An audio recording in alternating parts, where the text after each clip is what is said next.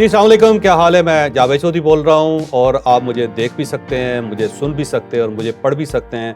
आज का जो ताज़ा तरीन कॉलम है हम आपके सामने रख रहे हैं और उसके अंदर कुछ पिक्चर्स भी लगा दिए हैं, कुछ मज़ीद मालूमात का हमने इजाफा भी कर दिया ताकि आप इसको अंडरस्टैंड कर सकें। तो हमारा लेटेस्ट कॉलम है, जैसे इल्ताफ़ अहमद पढ़ रहे हैं तो इल्ताफ़ अहमद साहब की तरफ मैं लेके जाता हूँ, ये आपको ताज़ा तरीन कॉलम पढ़ के सुनाएं। अस्सलाम वालेकुम, मेरा नाम अल्ताफ़ अहमद आमिर है। मेरे हाथ में अभी जावेद चौधरी साहब का ताज़ा तरीन कॉलम है और इसको मैं वाइस करने लगा हूँ। इस चैनल के ऊपर ज़ीरो पॉइंट के ऊपर मुख्तलिफ़ किस्म के जो हैं वो मोटिवेशनल और सियाहत से रिलेटेड और सेल्फ हेल्प से रिलेटेड कॉलम होंगे। तो मेरा ये दावा है कि आप इनके जब कॉलम सुनेंगे तो इंशाल्लाह आपकी ज़िंदगी बदल जाएगी।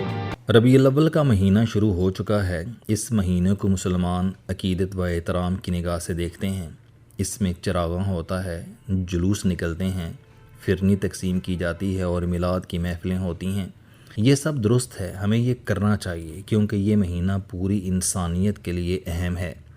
हमारे नबी सल्लल्लाहु अलैहि वसल्लम इस महीने दुनिया में तशरीफ़ लाए थे और हमारे नबी सल्लल्लाहु अलैहि वसल्लम सिर्फ मुसलमानों के लिए नहीं बल्कि ये पूरी इंसानियत के लिए रहमत बनकर आए। अल्लाह ताला ने हजूर सल्लल्लाहु अलैहि वसल्लम की आमद को इंसानों के लिए अपना एहसान करार दिया है। आप सल्लल्लाहु अलैहि वसल्लम इंसानियत के लिए कितना बड़ा एहसान है, हमें ये समझने के लिए क़ब्ल अज़ इस्लाम और बाद की तारीख़ का मुताला करना होगा। हजूर सल्लल्लाहु अलैहि वसल्लम की रहमत किसी ख़ास वक्त और कौम के लिए नहीं थी। आप सल्लल्लाहु अलैहि वसल्लम हर दौर और हर कौम के लिए रहमत हैं। अल्लाह ताला ने कुछ कौमों को ईमान की दौलत से महरूम रखा, लेकिन इसके बावजूद ये भी इस तब्दीली और रसूल अल्लाह सल्लल्लाहु अलैहि वसल्लम की तालीमात से बिलावास्ता फैज़ हासिल करने में कामयाब रहीं। क्यों और कैसे? इन कौमों ने रसूलुल्लाह सल्लल्लाहु अलैहि वसल्लम का सिर्फ तालीम का पैगाम ले लिया। दुनिया में इस्लाम से कबल तालीम की अहमियत, अफादियत और इसे हासिल करने की तरगीब इतनी शिद्दत से कहीं नहीं मिलती। हमारे नबी सल्लल्लाहु अलैहि वसल्लम की नबुव्वत की ज़िंदगी का आगाज़ ही पढ़ने के हुक्म से हुआ था। आप सल्लल्लाहु अलैहि वसल्लम ने तालीम के साथ शऊर व आगाही की तहरीक शुरू की। हर मुसलमान पर तालीम हासिल करना फ़र्ज़ करार दिया। मुसलमानों को लिखना पढ़ना सिखाने के लिए गैर मुस्लिमों से मदद हासिल की। ऐन जंग के मौका पर और बाद में तालीम पर पूरी तवज्जो दी और एक अजीम इनकलाब बर्पा कर दिया। दुनिया की जिन कौमों और मुल्कों ने ज़हूर इस्लाम के बाद तालीम को रियासत मदीना की तरह तरजीह अव्वल बनाया, वो देखते ही देखते दुनिया की इमामत करने लगीं। आपको अगर यकीन न आए तो मैं माजी करीब की तारीख़ में से सिर्फ़ 2 मुल्कों की तारीख़ आपके सामने रखता हूँ। आपको इससे तरक्की का रास्ता मिल जाएगा। 1950 की दहाई में जनूबी कोरिया दुनिया का गरीब तरीन मुल्क था। कोरिया की जंग ने सब कुछ तबाह कर दिया था। गांव उजड़ गए, शहर खंडर बन गए, कारखाने ख़त्म हो गए और आवाम के पास खाने के लिए कुछ न था। बच्चे भूख से रोते थे और माएँ उनको तसल्ली देती थीं, लेकिन ये इनसे खाने का वादा नहीं कर सकती थी। कोरिया में एक तरफ ये सूरत हाल थी और दूसरी तरफ इस मुल्क के पास तेल था, गैस थी, सोना और ना ही दूसरे कुदरती वसाइल थे। लिहाजा इनके पास भूख, गुर्बत और मायूसी के सिवा कुछ नहीं था। उस ज़माने में दुनिया भर के माहिरीन का ख़याल था ये मुल्क ज़रा देर तक कायम नहीं रह सकेगा, लेकिन फिर इन अबतर हालात में कोरिया की लीडरशिप ने अजीब फ़ैसला किया। उन्होंने कौम को बताया कि हमारे पास ज़मीन कम है और वसाइल भी नहीं हैं, हमारे पास इंडस्ट्री और ज़राअत का भी सवाल पैदा नहीं होता, हमारे पास सिर्फ बच्चे हैं, ये हमारा कुल असासा हैं और हम अगर इनको पढ़ा दें तो हम और हमारा मुल्क तरक्की की लाइन में खड़ा हो जाएगा। लिहाजा हमें सिर्फ तालीम पर फोकस करना होगा। हुकूमत ने इसके बाद मुल्क में एक तहरीक चला दी, हर बच्चा स्कूल जाएगा, अमीर हो या गरीब तालीम हासिल करना ज़रूरी होगा। असातिज़ा को तरबियत दी गई और तालीम का निज़ाम सख्त और मयारी बना दिया गया। इसके बाद हुकूमतें बदलती रहीं लेकिन पॉलिसी न बदली। सियासत के रंग बदलते रहे लेकिन ये फ़ैसला मुस्तकिल रहा और इस फ़ैसले ने कोरिया की किस्मत बदल दी। वो बच्चे बड़े हुए, तालीम ने इनकी सोच बदल दी, ये मेहनती और नज़्म व ज़ब्त के पाबंद हो गए। 1980 عیسوی کی دہائی میں صرف 30 سالوں میں کوریا کی شرح خواندگی 100% ہو گئی۔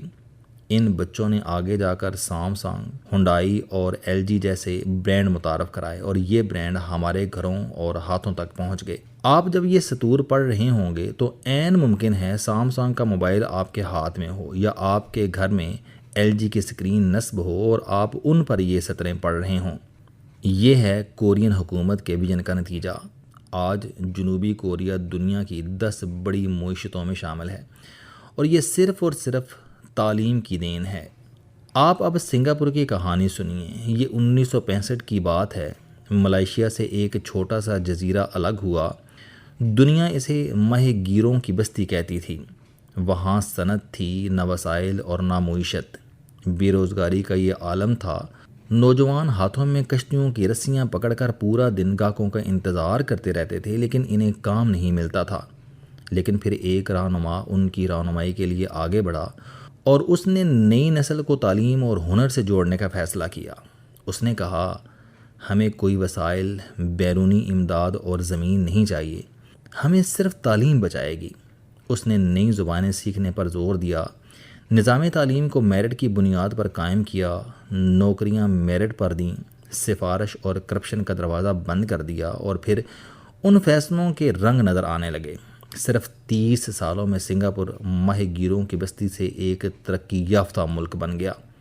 آج سنگاپور ایک عالمی مالیاتی مرکز ہے اور اس کا پاسپورٹ دنیا کا طاقتور ترین پاسپورٹ ہے۔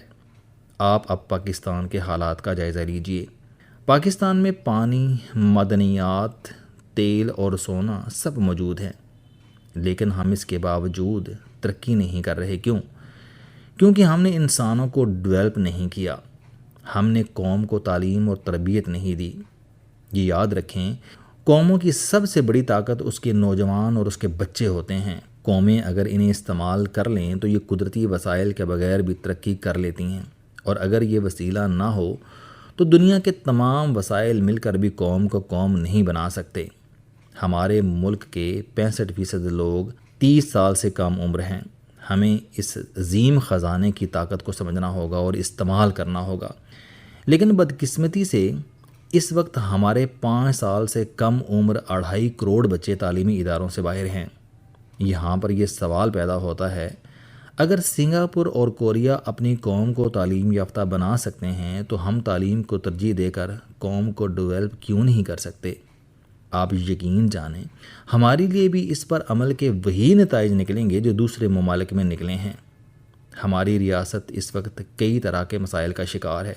اس کے پاس تعلیم کے لیے وقت اور وسائل نہیں ہیں، لہٰذا اب تعلیم کو ترجیح اول بنانے کی سنت پر عمل کی زیادہ تر ذمہ داری ہم سب پر عائد ہو گئی ہے۔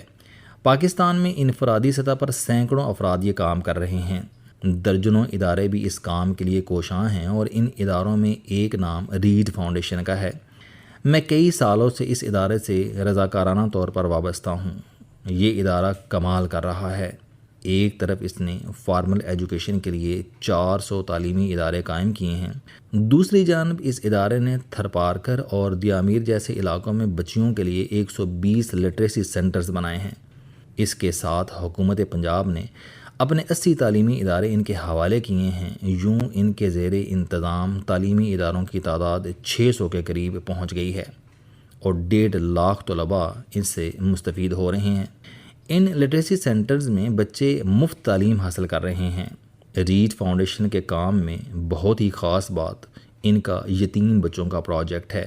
یہ ڈونر سے 60,000 روپے سالانہ لیتے ہیں، جو کہ 5,000 روپے ماہانہ بنتا ہے، اور اس تھوڑی سی رقم سے یہ ان بچوں کو تعلیم کے ساتھ ساتھ یونیفارم اور کتابیں دیتے ہیں، اور یوں یہ یتیم بچے ڈاکٹرز اور انجینئرز بن رہے ہیں اور ڈونرز کے لیے صدقہ جاریہ کا باعث ثابت ہو رہے ہیں۔ ریڈ فاؤنڈیشن ڈونرز کو زیر کفالت بچے کا مکمل پروفائل بھی ارسال کرتی ہے اور ہر سال انہیں بچوں کی کارکردگی سے بھی مطلع کرتی ہے۔ ربیع الاول کے اس بابرکت مہینے میں اللہ تعالیٰ نے ہمارے نبی صلی اللہ علیہ وآلہ وسلم کو دنیا میں بھیج کر انسانیت پر عظیم احسان فرمایا۔ اس احسان کا بدلہ یہ ہے کہ تمام انسان خوشی کے اس موقع پر تعلیم دینے کی سنت پر عمل کریں۔ آپ کوئی تعلیمی ادارہ بنا دیں اور اسے اپنے والدین یا چاہنے والوں سے منسوب کر دیں، یہ ادارہ ان کے لیے صدقہ جاریہ کا اکاؤنٹ ثابت ہوگا۔